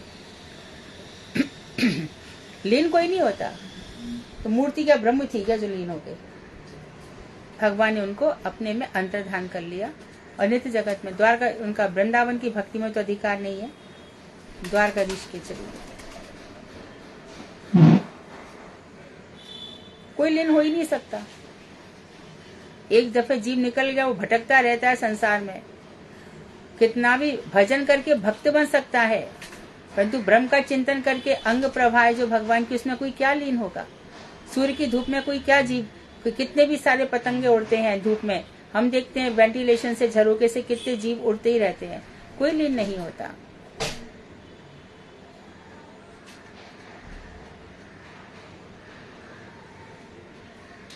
हरे कृष्ण दीदी, दंडवत। हाँ, कामनी भाभी बोलो। हाँ दीदी, वो जो बोलते हैं जगन्नाथ जी के मंदिर में वो हृदय वो कृष्ण का है, वो सच्ची बात है? जगन्नाथ जी के मंदिर में क्या रहते हैं? वो हृदय जो है ना कृष्ण का, वो हृदय अभी भी है, वो हृदय देखो सुनो, ये जो बातें कही जाती है ना कि कृष्ण यहाँ से चले गए, उनका हृदय यहाँ पर रह गया, उसका हृदय को बन गया, वो भगवान के उसमें जगन्नाथ जी में रहता है, फिर जब कलेवर बदला जाता है तो उसकी पट्टी बांधी जाती है, ये सब बातें मनगढ़ंत। मैं बहुत लोगों से पूछा है, ये सब मनगढ़ंत है। लेकिन ये बात सत्य है कि जब जगन्नाथ बलदेव सुभद्रा जी रहते हैं तो इनके अंदर एक प्रकार का सालिग्राम जैसा कुछ है, मुझे बता रहे थे भक्ति विज्ञान भारती महाराज, भक्ति वेदांत भारती हुसैन महाराज बता रहे थे। तो उन्होंने वो जगन्नाथ जी में उनका सब जीवन चला गया पूरा, तब बता रहे थे वहां कुछ होता है, और उन्होंने मुझे ग्रंथ भी दिखाया था। तो जब 2 आषाढ़ होंगे तो एक कलेवर से दूसरे कलेवर में जाएंगे ठाकुर जी, तो उस समय उनको पूरी ये बांधी जाती है, आंखों में काली पट्टी और अंदर भी काला कुछ होता है, पर भगवान की शक्ति से जो वो तत्व है वो एक से निकाल करके दूसरे में आमने सामने बैठा दिया जाता है, इससे उसके लेकिन भगवान का हृदय यहाँ पर रह गया था, वही जगन्नाथ जी में, ये गलत बात है। क्यों? क्योंकि भगवान हृदय और भगवान की इंद्रियां, भगवान का शरीर, ये कभी अलग नहीं हो सकते, कभी भी अलग नहीं हो सकते। भगवान सशरीर यहाँ से गए थे, शंकर आए और ब्रह्मा जी ने उनसे कहा था कृष्ण से, अब चलो बहुत समय हो गया, आपको 125 वर्ष हो गए हैं। तब कृष्ण ने क्या कहा था, ब्रह्मा मैंने बहुत से तो असुरों को मार दिया, परंतु मेरे वंश में भी बहुत सारे असुर हैं। ये जहाँ पे जीवित रह गए और मैं यहाँ से चला जाऊंगा तो संसार में बहुत गलत मैसेज जाएगा। ये आपस में इतना लड़ेंगे, मरेंगे, और लोग क्या कहेंगे कि देखो कृष्ण का, राजा का बेटा कुछ भी कर सकता है, तो पहले मैं इन लोगों को भी खत्म करके जाऊंगा। तब भगवान ने थोड़ा समय मांगा था। तब ब्रह्मा जी ने कहा था कि आप मेरे लोक में होकर जाना। ये शंकर जी भी आ गए कि आप जब जाओगे ऊपर तो मुझसे मिलते हुए जाना। लेकिन जब दारुक से भगवान ने कहा कि जा, उधर रुक्मणी इत्यादि रानियां हैं, उनको लेकर के तू रथ में चला जा, और थोड़ी बहुत रानी है मैं उनको अर्जुन के साथ भेज देता हूँ, तो अर्जुन उनको लेकर जाएंगे। लेकिन अर्जुन संभाल नहीं पाए, खुद ही कृष्ण वहां भीड़ बन करके गए और सारी गोपियों को एक साथ लिया और आकाश में भेज दिया। दंत भक्त के वध के समय वो पहले वहां चले गए थे ब्रज में, वहां पर नंद बाबा यशोदा जी को पहले ऊपर दिया है, और वहां भी उन्होंने रथ को छोड़ दिया, आकाश मार्ग से फिर यहाँ पर आए। यहाँ भी दारू को बोले तू चला जा, मैं आ जाऊंगा। तो भगवान अलक्षित गति से गए, ना शिव जी के पास गए, ना ब्रह्मा जी के पास गए, किसी और लोग से सीधे गोलोक धाम चले गए। तो कौन सा हृदय यहाँ पे रहा बताओ? तो बहुत क्लियर किया आपने, बहुत अच्छा क्लियर कर दिया। हाँ। हम सोचते थे अभी भी मतलब यूट्यूब में, इसमें उसमें सब यही सब बकवास बोलते थे होती है, कि सब शास्त्र मत नहीं हाँ, होता। हाँ, ये गलत है ना, मतलब हाँ, ठीक बिल्कुल नहीं, गलत पर ये आपने अच्छा क्लियर कर दिया। हरे कृष्ण दीदी, हरे कृष्ण धन्यवाद। बाबू, हरे कृष्ण।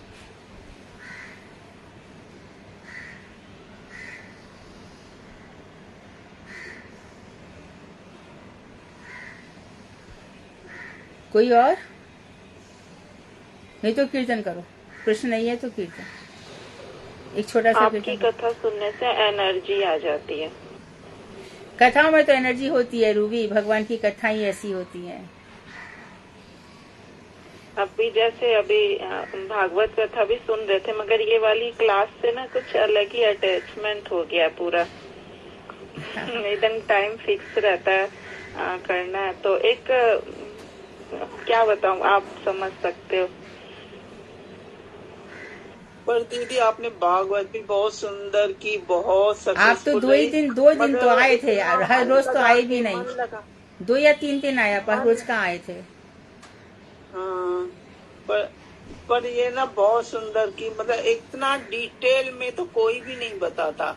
वो तो ऊपर ऊपर का बताते हैं, और उसमें गाना बजाना, डांस, नाच गाना ऐसे होता रहता है। मैं गई हूँ कई भागवतों में, तो ऐसे ही होता है। थोड़ी देर के बाद बस डांस करते हैं, गाना बजाना वो अपना सुनाते रहते हैं।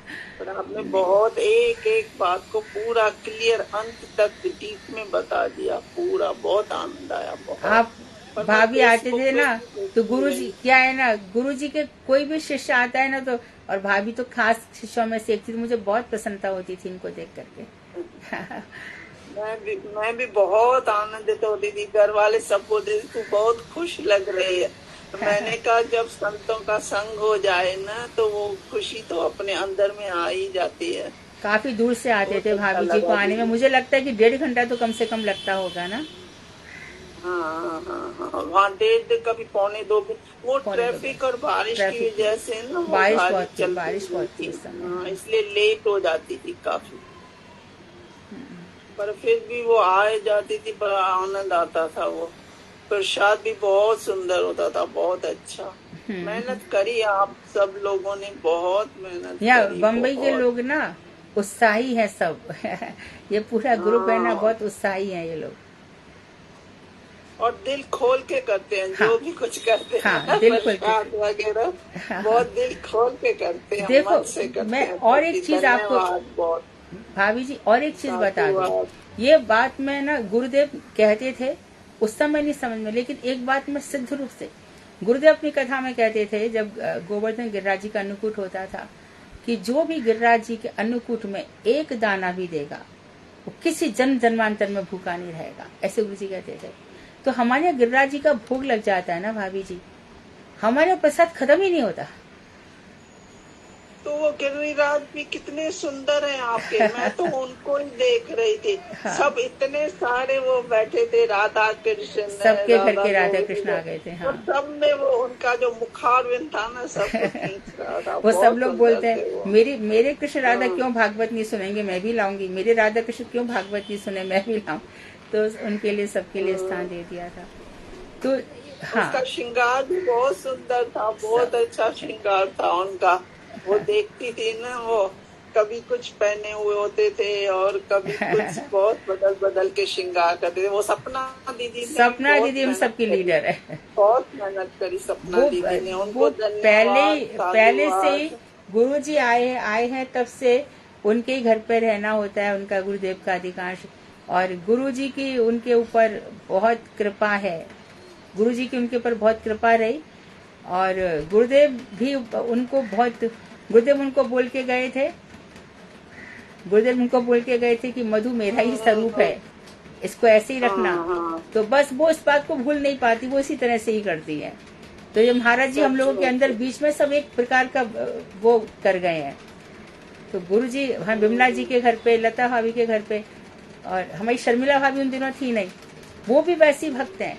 ये सब बड़े भारी भक्त हैं।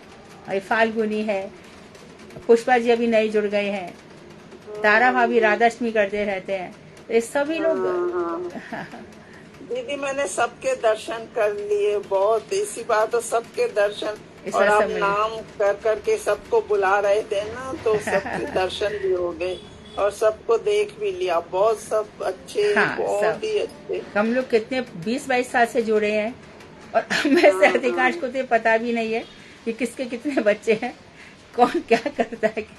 सब मिलते हैं, सब हरी चर्चा ही करते हैं, बिल्कुल, और कोई चर्चा ही नहीं है। प्यार की मूर्ति हो, सबको तो दुलार कर रहे थे, इतना प्यार सबको लुटा रहे थे। प्यार की मूर्ति हो आप भी, राधा की तरह प्यार भरा हुआ है आप में भी।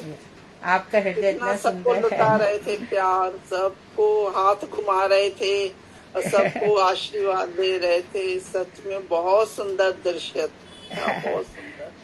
मैं तो कभी नहीं भूल सकती। और मैं धन्य मानती हूँ कि मैं मुंबई में आई आपसे मिलने के लिए, शायद गुरु जी ने। तो आप हमारे इधर ही रहा करो बॉम्बे, फिर वहाँ क्यों रहती हो, हमारे पास ही रहा करो।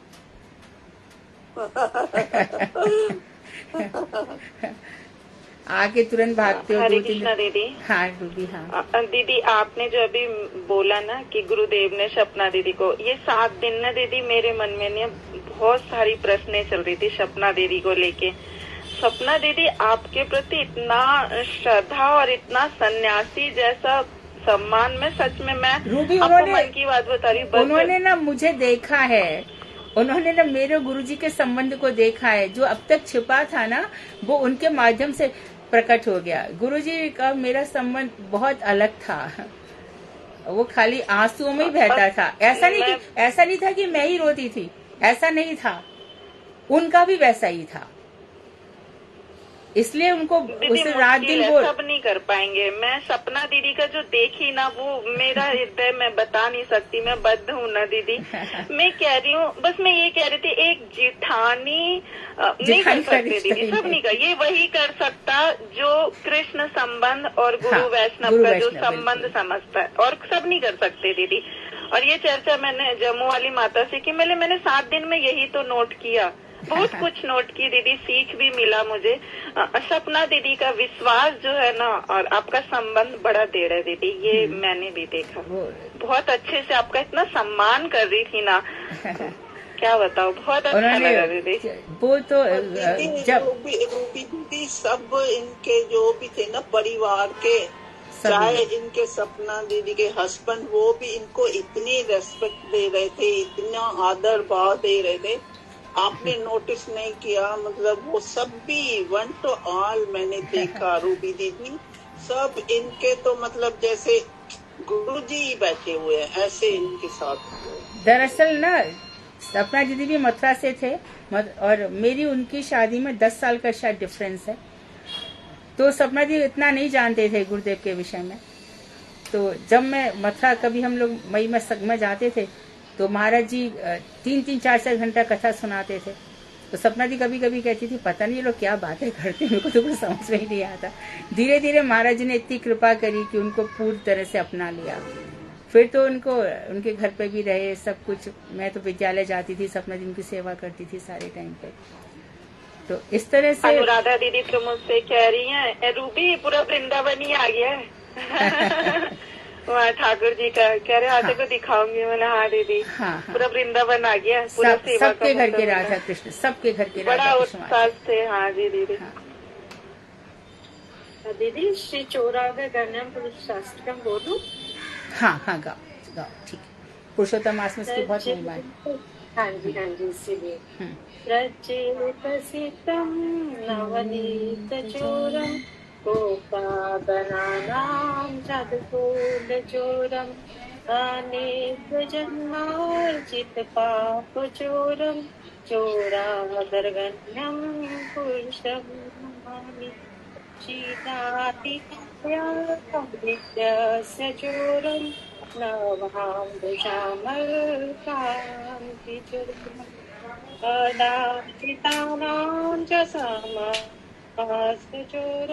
चोरागृहं पुरुषं नमामि।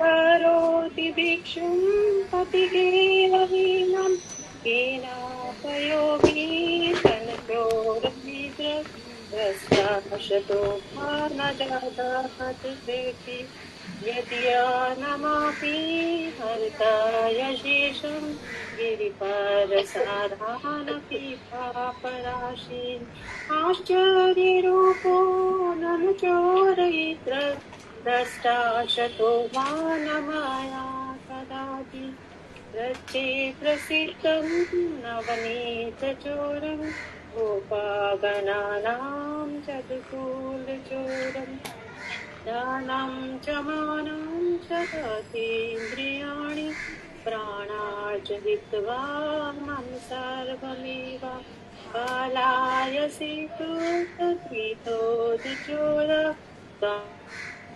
भक्तिदाम्ना शिवाया निरुता चीनास्ति गौरङ्गमपाशिबन्धं दीनास्ति दीनबन्धं चीनास्ति सर्वस्य सामर्थबन्धं नीवात्मनो भक्तक्रीतं तु बन्धं नीवात्मनो भक्तक्रीतं तु बन्धं रते प्रसिद्धं नवनीतचोरं गोपागणानां चतुर्फूलचोरं मनमानकृतां सराशि गौरी कारागृहे दुःखमाये निबद्धा लभस्वहि चोरहरे चिराये तव चौर्य दोषोचितमेव दण्डं रचेत्प्रसिद्धं नवनीतचोरं गोपागणानां तदकूलचोरम् आरोग्य सदा हृदये मदिरे निश्चल वसन हमारे कोटि विश्वतांत्री अपि सर्वयामि सर्वस्व नहीं मोक्ष्यामि। हरे कृष्ण। बहुत सुंदर, थोड़े से बहुत सुंदर गाए। थोड़े प्रोनाउंसिएशन ठीक करना। अनेक जन्मार्जितानां पाप चौरम, जन्मार्जितानां पाप चौरम। थोड़े बहुत सुंदर आवाज है, बहुत सुंदर। मीनिंग नहीं समझ में आई, वो मीनिंग भी इनकी ना आप एक दिन बताना। समझ में नहीं इसका है ना गौड़ी गीति गुच्छ है ना, उसमें लिखा हुआ है मीनिंग भाभी जी। उसमें मीनिंग लिखा होगा। हाँ है, उसका नीचे है कि जो भगवान है उसमें उन्होंने हमारे अनेक जन्मों से अर्जित पापों को चुरा लिया है, और जो गोपांगना है उनके दुकुल दोनों कुल की लज्जा है उसको भी चुरा लिया है। तो इस तरह से भगवान चौराग्रगण्यम, चोरों में जो सर्वश्रोमणि है, ऐसे भगवान को हम नमस्कार करते हैं। उसमें है गौड़ी गीति गुच्छ में। वांछाकल्पतरुभ्यश्च कृपा सिन्धुभ्येव च पतितानां पावनेभ्यो वैष्णवेभ्यो नमो नमः। हरे कृष्णा दीदी। हरे कृष्णा। धन्यवाद।